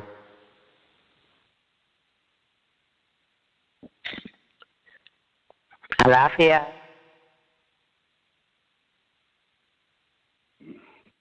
She's there, but I lost her out. Okay. Blessings to you if you're listening. We know the machines are working, kind of not in all the odds are not in our favor, but it's okay. We continue to vibe on the telepathy in the higher realm, that we know that we are hearing the parts that we need to hear and integrate on this full moon in Taurus, and we are calling to the ancestors of the Hood Mystic to come through and give us then the enlightenment, the container in which, because Oma Oba, YeYe Oba, gave us a full portion, a full 7-course meal to digest as we now transition from waxing to full to waning to new. And I love what this brother has to bring to us. Peace. Can you hear me? Peace. Yes, we can hear you. Welcome, sir, and how are you? I'm wonderful. I'm great, really in the energy and just really attuned into the energy, happy to be paying attention to the energy and not being blindsided by the energy, and not in an egotistical way, but just being able to help brothers and sisters on a daily. That's amazing to me, especially where I came from, the Hood Mystic isn't just some catchy nickname, some acronym. My neighborhood was literally called the Bottoms, That's where I came up with the name, the Hood Mystic. And, we don't live in the Bottoms no more, but that's where we started at. And so it ain't, this is real life, And so to be able to discuss it on any level, I'm always grateful. That's the energy that sustains and drives my family, which I try to teach my children to be grateful for the ancestors. And, I'm just grateful to be here right now in this moment, in this space with you, and everybody at the Ring and Stone Network. Brother El, how are you? Brother El be on the down low. He'd be in the back. Yeah, I know. I just say my piece because there's just so much love there. So, I know you're going to hear it. So, it's rhetorical, peace. You know what it is, brother. Indeed. So. Yeah, so did you have an opportunity to listen and hear any of YeYe Oba? Oh, yeah, I was listening and taking notes. And I ain't playing around. So just what she was speaking is really much of what everybody was speaking to what I really wanted to talk about tonight with the family. And it's really that the reality of your magic, the reality of your spirit is a reality. And so where we're at a crossroads. We're at a reality where that your problems is in you not using your power, okay? That's your problem. And so if you want to outsource the problem on any level, that's fine. You know, we can do that all day. We can have, you know, endless conjecture on what the problem could be and who the problem could be, you know, but ultimately, when you talk about the melanated individual in America, in Africa, East Africa, Central Africa, West Africa, South Africa, the brothers in France, I mean, all over the planet, you know, you're talking about some power. And so where we're at now is the ability to access that and use that and really, what we don't know is that, like, if we really understood our power that is really changing the world, I can give you an example of what I mean, okay? So, you know, I like technology. I want to learn more about computers and things of that nature. Like, I really enjoy that. Like, that really makes me happy, you know? So, I haven't been working. I've been just doing some things on the side. But this job, it, like, came to me, you know? Like, it literally came to me, you know.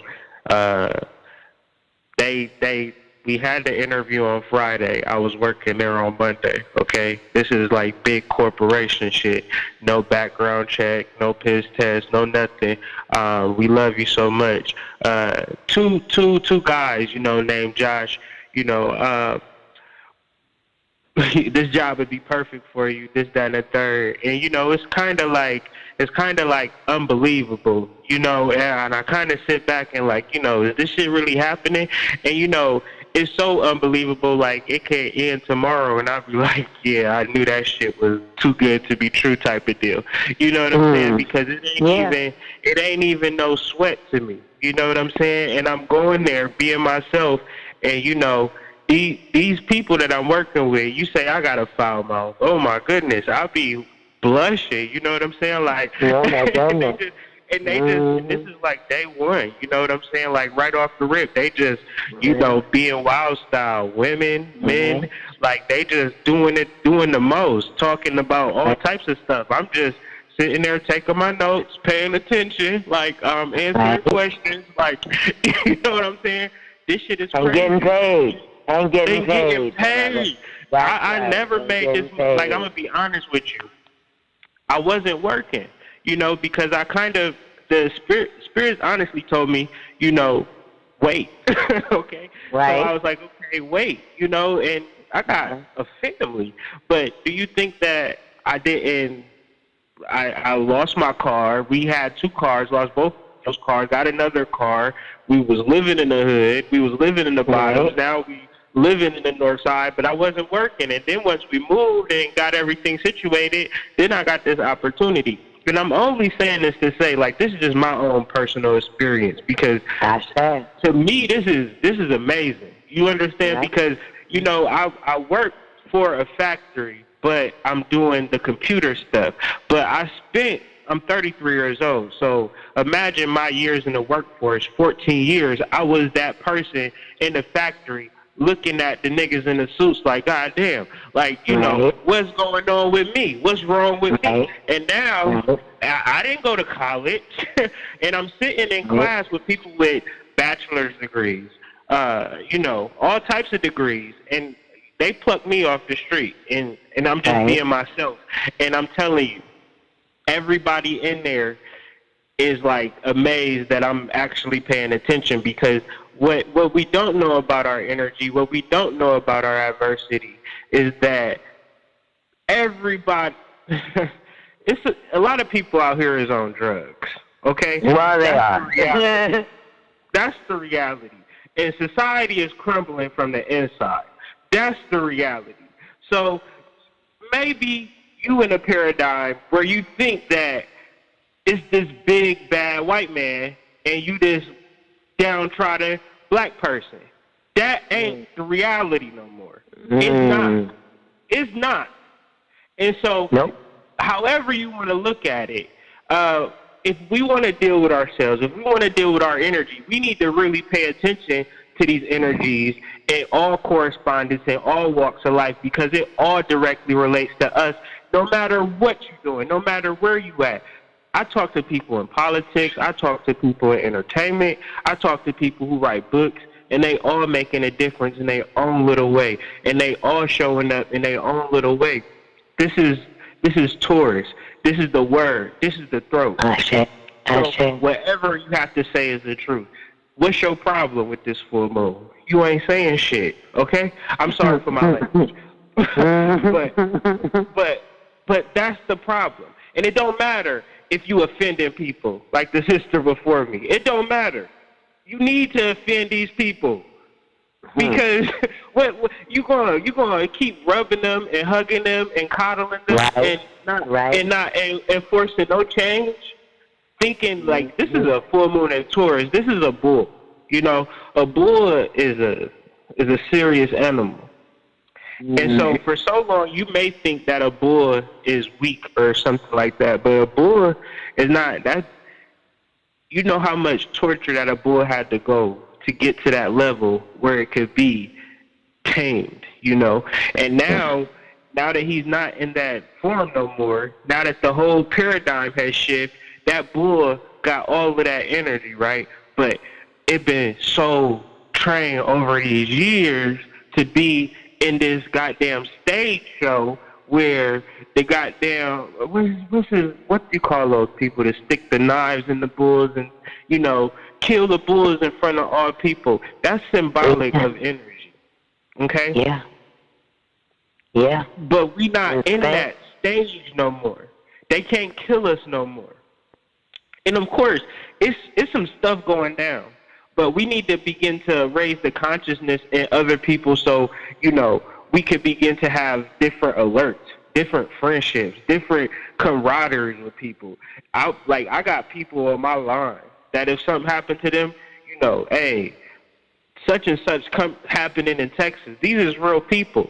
Like, you know, you talk to me, I want your phone number. I want to know you all right. You know what I'm saying? Right, and we need to start doing this with black people. Like, period. Right. We are the way showers. Yeah. We could do a whole big song and dance, but then what about our personal relationships? And then our personal relationships is very difficult because we really hurt on the inside. So psychologically and consciously, that got to work too. You know, that got to play a part in this thing too. So we could even begin to deal with each other. You know, and all of this is the full moon in Taurus. All of this is the full illumination because this is Earth. This is real. You know? Yeah. This is real. And the sun being in Scorpio. Go ahead. I was saying for those that missed some of your energy updates, you know, you're speaking like on point. We were all there for the intentions. You were on, you know, not the new moon exactly, but before that as we were going into it to say, okay, set your intentions because when we get to the full moon in Taurus, this is the manifestation. So I think a lot of what you're saying is very key in terms of, okay, you had that time from the beginning of October till now to navigate, okay? You know, pluck that garden, get in there, get them fraudulent friends out of there, do your weeding, you know, pluck that garden of where you live in your soul. And so now speak to us as we go into Scorpio, as we move now from the fullness of this down into the waning of the underworld, all souls, the veils are the thinnest, you know, we're going into the ancestral realms to recharge. Could really understand that. That's what the seed goes under the earth to do in the germination of winter. Speak to us about some of the things that we can employ between here and the new moon that's coming now in November. Right. And so, this, you know, it's water sign. And so water signs are no joke, whether it's Cancer, whether it's Scorpio, whether it's Pisces, you know, that's first and foremost. And, you know, this is where we change at. If energy is fire is where we have some, where we'll be energetically charged, where we get up and do things. And earth is where things are finite, things are really material. And air being where we think and things of that nature. The water is where our emotional tone is set. And so this is very important because, when you want to set an emotional tone, that's very much different from, wanting a big house. Because, there's, personally, I know a lot of people who are well off, financially, but internally, emotionally, what's there, it doesn't necessarily mean, that something good is going to happen because, the external is right. So emotionally, this is where we can all make changes at, So, really refining, really setting the tone, on a deeper level. And when I mean deeper level, I mean the things that are traumatic. And say, for instance, you say, well, that doesn't really resonate with me. I have no trauma, right? You ever heard that before? Yeah, of course. People Right. who are ignoring the truth because trauma moves by you and all around us every day. Trauma moves. Right. Headlines are trauma, okay? Children in cages is trauma. There's trauma everywhere. Right. Okay.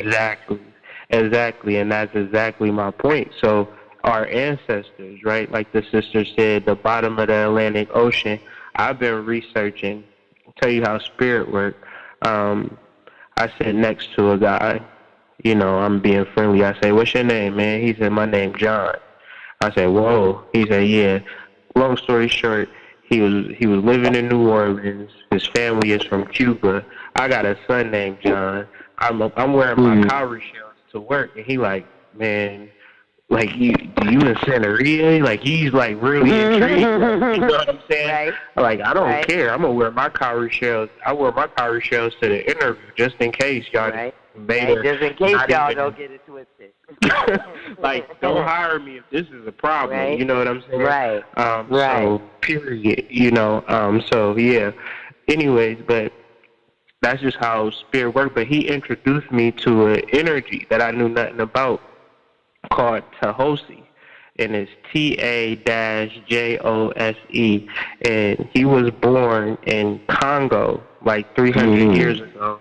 And he was transferred from the Congo to Spain, and then from Spain to Cuba, and is a black man. And he really led the spiritual charge for, Cuban reform. And, like, he passed away, but, he was one of those people that his energy, like, kind of carried on. But he's not like a real big Orisha, but, there's something there, that I'm going to continue to research.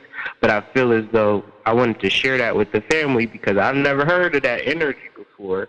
But maybe somebody has heard about it, can enlighten me, email me if you know anything about that. But yeah, it's T-A-J-O-S-E. But yeah, so, and just to that, just the trauma of the ancestors, right? That's what I'm more or less trying to boil that down to, and really connecting to energy. Because my man that I was sitting next to, he was coming off of depression from Katrina. This is actually his first job, black man, right? First job in Katrina. Sitting next to me, his name John. I just had a son in September named John. He he into everything that I'm into, but he afraid of it. And he looking at me like, he see me every day. I'm in the suit and tie, like I'm like present, and I'm like, and trust me, these cowrie shells is a lot. My ancestors in the Atlantic Ocean has a lot to do with my acuity in this situation right now. And I'll never, ever, I wouldn't never let nobody forget that I'm African. You know what I'm saying? Like never. You know what I'm saying? Corporate or not. You know what I'm saying? Y'all gonna have to fire me. You know what I'm saying? This job don't mean shit when it comes to that. That's your wealth. You know gotta what I'm walk in the wealth of your people. You there to do service. You ain't there to sign on to the plantation today. You come bringing the wealth of your family and your skills and your gifts to them for a fair exchange. And whatever that fair exchange is, let it be known, Let it be known. And so that's just more or less of the energy that we can kind of, where we can let go of some of the egoic, like not saying that the ego is bad, but just your singular personal triumphs or sadnesses and things of that nature, because if you haven't really addressed that moving into this new moon, this is all about stirring the pot. So, you cooking some food that's some good chicken broth, or you cooking in something real slimy. You can't really cook good soup.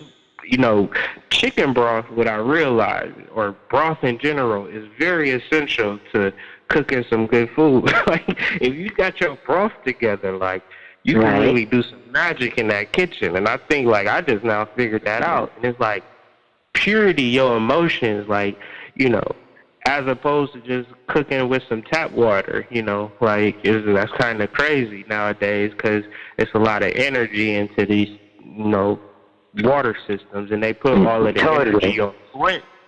But I don't care where you live at, like, public water is crazy.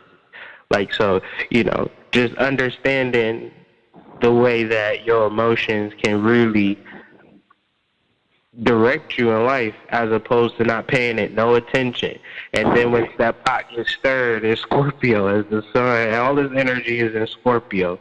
And a lot of people is going through it now, and they not paying attention to it, but it's really like your base, your emotional base that's really going to get stirred and turned up.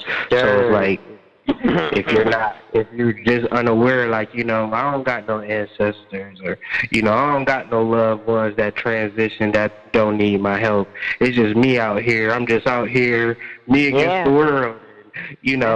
All of this Drop rhetoric. Down off of Mars. Yeah, you just landed and stuff. But this is what I wanted to speak about. As I was posting us up today and promoting this evening, it just amazed me that like over 4 or 5 different, yourself, myself included, I wrote a blog this month on As Above, So Below, and then I heard it like echoed, just echoes, of different psychics and different readers.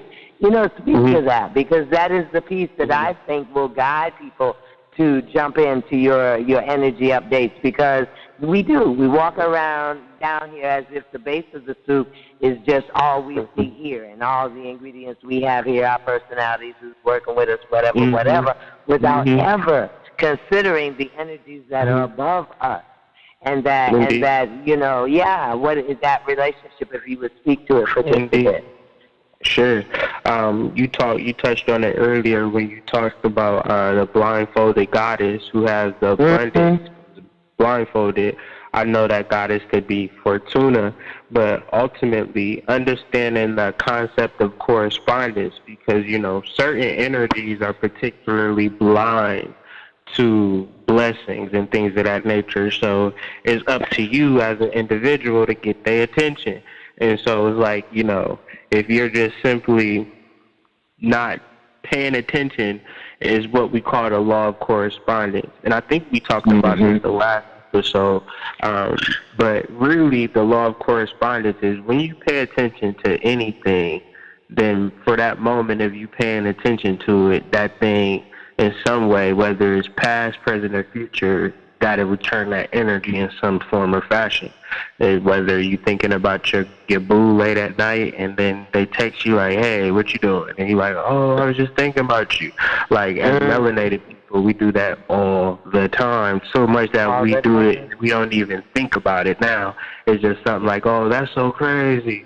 But really, it's the law of correspondence and action. Because think about it, especially now with social media, right? Like, I got literally thousands of friends, but people don't call me all at once. You don't never really see a lot of things happening all at once, because we all pay attention to things at different times. And so, as above, so below is really paying attention to particular energies, spirits, concepts, whatever you know, and then that energy paying attention to you, And so, a lot of times people do it like the sister said earlier with the church, but they don't do their research. And so they're paying attention to particular deities, but they don't know what be behind them deities. So, you know, as you deal with particular stars and particular celestial bodies, that's something that we all can see, right? When you talk about this mystery guy in this Bible, it'd be like, well, what do he look like? I don't like. Yeah, where is he? What the hell do God look like? Right. Where is he? Like, where is he? What's his name? You know what I'm saying? But, you know, our ancestors, for at least for the past thousands of years, have been observing these celestials and really interpreting them in such a way that has been aiding us in many different ways. Even this government, they don't make a move without reporting to the naval station, which is basically, you know, peering at the stars, you know what I'm saying? So it's like it's like, look at the symbols on the dollar bill. You know, that's what I say to people. Really? You think so? Yeah. Look at the symbols on your dollar bill. Okay, if you think they don't know. Yeah. And so, like, why wouldn't you not pay attention to some energy that is really here to help you? And I think the problem with a lot of people that I've been noticing is that they think that the people who study astrology represent astrology. And that's just not the case. Astrology is something that you really have to understand first in yourself, in your first your chart, and really understand like on a personality level, and then rise above that. You know what I'm saying? Like you can't really rise above something that you don't understand, something that you know, and then you might have the experience in something that's unpleasant in your life, like, you know, relationship stuff or relationships with your parents or career stuff. Like, you know, if it wasn't for astrology, I wouldn't necessarily know that I had a particular voice or I had a particular purpose, you know, based upon my astrology. You know, I could have thought that I was going to be working in a factory forever. For the black man, I feel like it is so important for us to be paying attention to who we are celestially, because if we let society tell us who we are, we're going to be really messed up. And I really hope people understand that. You know, and so I think the power of as above, so below, it gives us deeper insight as to who we are at many different levels and many different capacities. And I'm not anything by myself, but as we begin to come together, then we all really feel like, you know, we can see the pieces or the parts of the puzzle that we all really fit in with each other. You know, but we all got our different ways, you know, whether I know Brother El is a Moor, and the sister you were talking to earlier, you know, she was into, you know, Orishas and Yoruba, you know, and things of that nature. Like, you know, we could all come together in a certain sense, you know. I don't practice any religion, you know, but I will talk to anybody. I don't care about your religion. You know what I'm saying? I just build, you know what I'm saying? So it's just like, and I got discernment and I trust my ancestors. You know, my ancestors are not going to put me in no bad spot, so I don't need to waste energy in judging. Exactly. You know, really trusting the ancestors and really guiding you. And if I could really just encapsulate it all, like everything that I've been talking about tonight, is really trusting your ancestors, really working with your ancestors, really understanding your ancestors, really understanding where you are in this space and time, because you can look to the left, look to the right, and your ancestors might be right there with a message. But you're sleeping. You're sleeping. You think that that's really something. You think that that's your supervisor at work, but it could be your ancestors speaking through that supervisor. Like, it be really like that, and you be just so caught up in this physical, and you be not really realizing, man, that this shit is happening now. But once you pay attention, you really making an investment on your future, okay? Absolutely. Paying attention is making an investment on your future, because it's happening. Absolutely.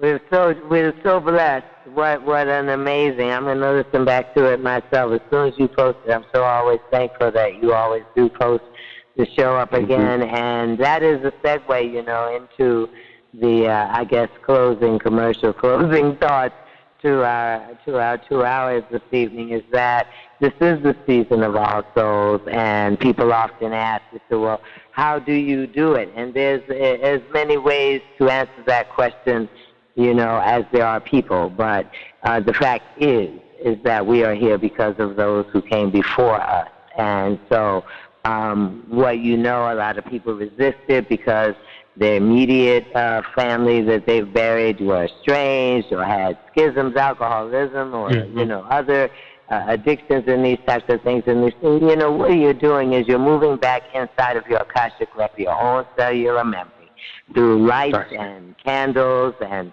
water.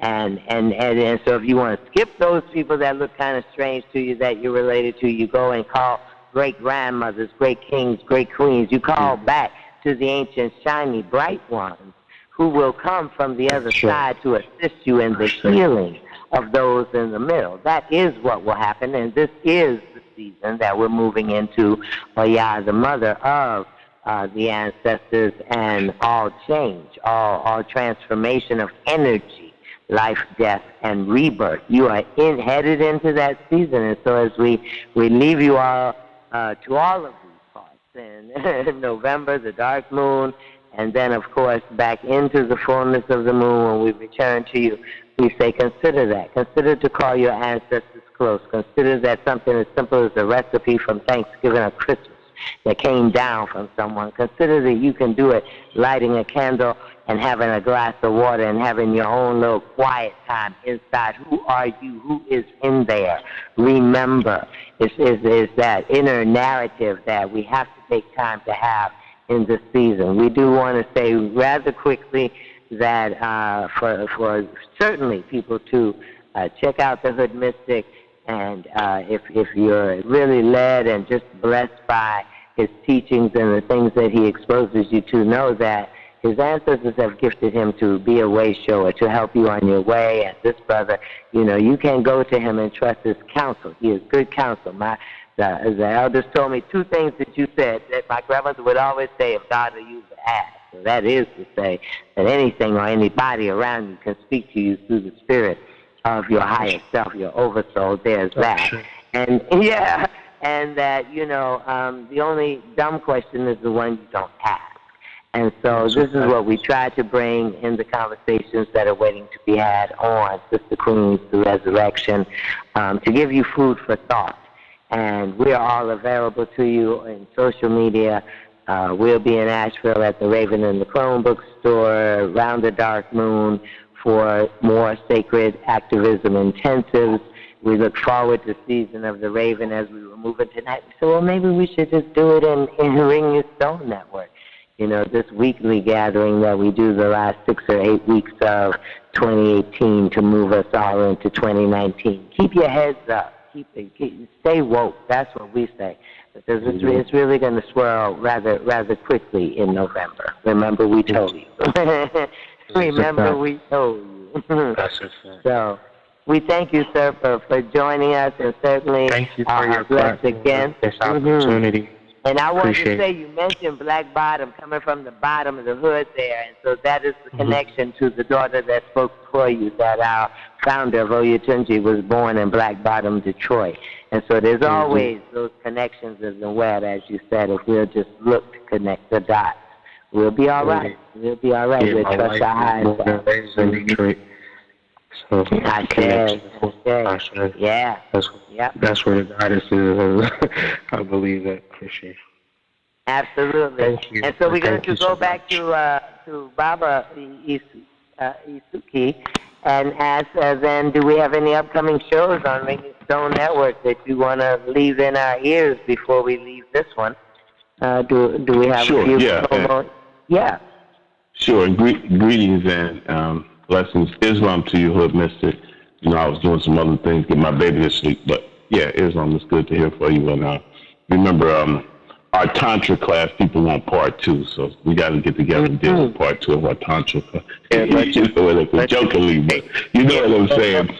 There's a lot of good comments on that. That was some serious stuff. I got some powerful emails. Yeah, it was serious. So, so let's text me tomorrow. Let's talk it. Let's set up a date. Okay. Okay. Peace. Yeah. Awesome. And family, on the 30th, we brought in Nikki Love. She is a Netter, Daughter African queen. And so she's going to come in and she's going to do some stuff on teaching us about the veil between and why we should do ancestor worship, appreciation. Actually, it should be ancestor appreciation, not worship. But we're going to look at why the veil is thinner at this time and why we should not be doing trick-or-treat. But if we did dress up, we should have a piece of clothing on from our ancestors, because this is ancestral worship time we're going into. So we're going to try to read. We're going to bring her in and do that. And then I don't know if Netta Sangoma is going to do something. I'm definitely in. During the Day of the Dead or not. Yeah, definitely. We're going to kick it. And if you're not family, if you're not familiar with Nikki Love, she's everything. She's hard. She's soft. She's funny. She's she can be very sincere, but she's bodacious when it comes to matches. If you go on YouTube and look at the Atlanta Magician, she'll come up where they were trying to do a show, like that. And it's hilarious. So I just wanted to bring her in because I wanted to have someone that's stern, but I want you to be able to laugh a little bit, because when we deal with our ancestors, we should be able to laugh and joke and talk to them, be mad, be angry with them. And that's why, and be able to tell them that we appreciate them also. Like that. Like what Mystic was saying, as they had moved him from the bottom, look what this brother is kicking back to them. As they educate him, he's educating and presenting that beauty to us, that, and giving all that appreciation to the ancestors for protecting it. And so we're going to do it, hopefully. And then we're going to look at sometime in the future, we'll bring back lesser loving for our science, and we're also going to look at putting together something to look at not only voting, but we want to look at, because voting is a 2-year thing now, obviously, since Donald Trump got it, you know what I mean? So we're going to look at, trying to educate people that listen to the Ringing Stone Network that it's more than voting. Voting is the initiation, but you at least got to learn who your senator is. You know what I mean? To start doing some letter writing, and things may change on that level. You know what I mean? Where, I talk to a lot of brothers who are like, I don't vote, it don't change something, but then you don't participate. You know what I'm saying? It's like trying to have sex, but not, pulling down your pants. You see what I'm saying? You're not going to enjoy it. And we want to try to start. And none. You got to participate, at some point. So that's what we got coming up in the future for the Ringing Stone Network. Another great show. I appreciate you, and I appreciate you, Tracy, too. And everybody else, thanks for coming back to the network. Absolutely. Peace and be well, and wane with good light as we move toward the new of November. Blessings to all. Cool. All right. And I'm going to take you out with a little humor, family. Peace. Blessings. Things in a few minutes. Now, another thing that has been a conspiracy is what is messing you up is the reason why you can't have your relationships going is this whole notion of love and romance, which is based off of physical attraction and based on pure insanity. You see what I'm saying? The love and romance that you are used to having, you might get that when you first meet a person, all flip, you be all crazy and all that kind of stuff. That's the initial stage. But the way they got this whole love thing, with all the songs and stuff, you got a false notion of what love is. So therefore, once you get out of that first infatuation, you're ready to divorce somebody. Because the love thing is a part of the conspiracy too. You see, based on this is a commercial society, and they sell this whole love romance idea wholesale. You see what I'm saying? When you really look at this particular thing, hey, just like they say in Africa, if you hang around a dog long enough, you learn to love it. Now, I'm not saying that that's a bad scenario, a good scenario, but what I'm also saying is this. The actual psychological way of what you think love is all a part of the reason why your relationships can't get a certain way. You understand what I'm saying? Because you will listen to all these songs on the radio, and I think with B103, it could be 12 o'clock in the daytime. And they got all this love stuff going on. The reason why they say it because they took a poll, and because the mate system is going so doggone haywire where you don't even have no mates with a black woman, they took a poll, and she wants to hear a lot of this particular song because in actuality that's a fantasy land. So you living out this doggone song with Babyface and all the people and all. And psychologically, when you do get with somebody, if it don't go according to what you think is love based on the soap operas and based on these romance books, then you understand why you can't get with a black man. Now,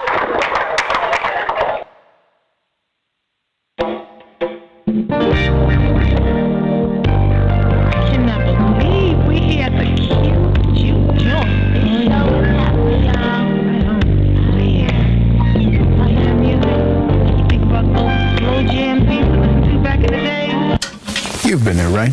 You put on that jacket you haven't worn in like 6 months. Reach into the pocket and find a McCafe brewed coffee. Well, not really, but there is a crumpled old dollar in there. And on McDonald's $1, $2, $3 menu, that's the price of any size McCafe brewed coffee or a savory sausage biscuit. Oh, and check the other pocket, too. There'll be a tasty sausage McMuffin in there. Find more $1 breakfast favorites on the $1, $2, $3 menu at McDonald's. Prices and participation may vary. Cannot be combined with any other offer or combo meal. Tax extra. Progressive presents Get Pumped. Inspiration to help you do insurance stuff. Okay, time out. You're gonna let your budget be the boss of you? Take control with Progressive's Name Your Price tool. Tell us what you want to pay for car insurance, and we'll help you find options that fit your budget. Here's some music to get you pumped. Da-dong, da-dong, da-dong, da-dong, dang, dang. I hear your budget laughing at you. Oh, wait, that's just those kids laughing at me. Ignore them! Da-dong, da-dong, Progressive Casualty Insurance Company and affiliates. Price and coverage match limited by state law.